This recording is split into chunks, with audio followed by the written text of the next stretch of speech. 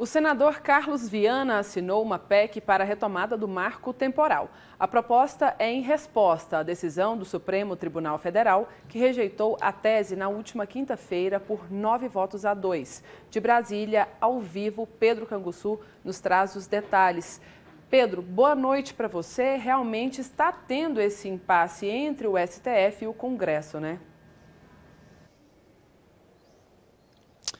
Tá sim, viu, Marina? Muito boa noite a você, a todo mundo que nos acompanha aqui no Jornal Paranaíba. Estamos falando da PEC 48 de 2023, que é de autoria do senador Irã Gonçalves, do PP, e que teve também aí a assinatura do senador Carlos Viana, do Podemos, de Minas Gerais. E ela fala justamente sobre esse processo de demarcação de terras indígenas do marco temporal, que tem o objetivo, então, essa PEC de evitar um conflito entre os indígenas e também outros setores da sociedade, como a questão do agronegócio. E essa PEC diz o seguinte, viu, que respeita a necessidade histórica desses indígenas, mas também garante a estabilidade em outras relações, sejam elas sociais, econômicas e relações territoriais. E essa PEC é justamente uma resposta dos congressistas opositores em relação ao julgamento do marco temporal lá no STF, que na semana passada, por 9 votos a 2, rejeitou então essa tese do marco temporal.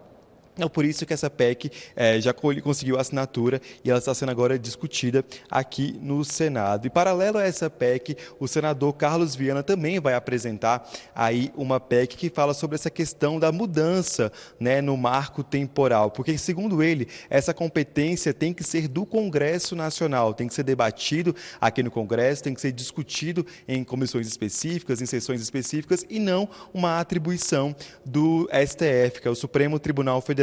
O parlamentar mandou um vídeo para a gente, conversou e comentou sobre essa questão. Vamos ouvi-lo. A questão hoje não é somente manter os limites das reservas desde 88. A questão agora é de que novas reservas podem ser abertas se determinados grupos de indígenas disserem que estavam vivendo em algum território, lá for encontrado um pedaço qualquer de cerâmica, pode-se dizer que se trata de uma cultura indígena, e aí nós não teremos mais segurança jurídica, não teremos mais segurança sobre propriedade para o agronegócio brasileiro, que é o Brasil que tem dado certo.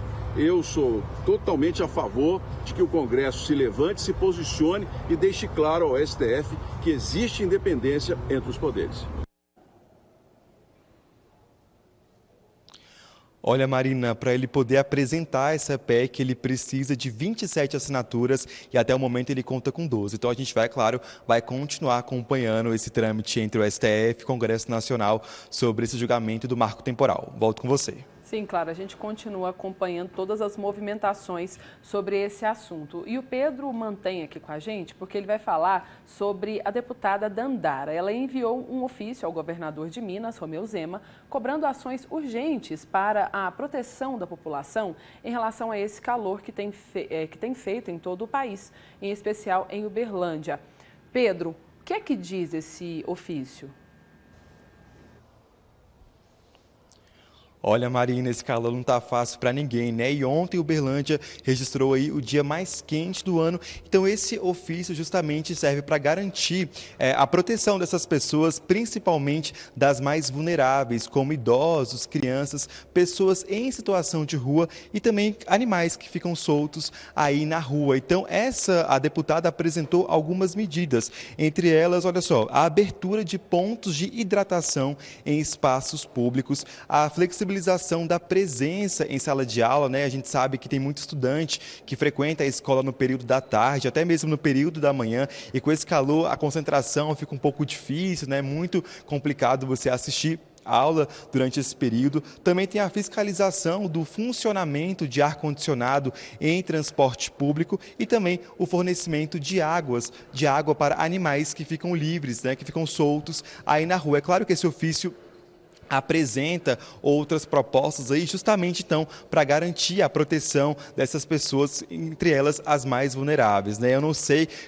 como eu disse, né, Uberlândia aí registrou ontem o dia mais quente do ano, aqui em Brasília também a temperatura está muito elevada, a umidade muito baixa, mas para nossa alegria aqui, Marina, hoje choveu em alguns pontos do Distrito Federal, então deu para dar aquela refrescada, apesar do calor ainda estar grande, viu? Ah, que coisa boa, que invejinha boa de vocês aí em Brasília, viu, Pedro? Boa noite para você, obrigada pelas informações e bom descanso.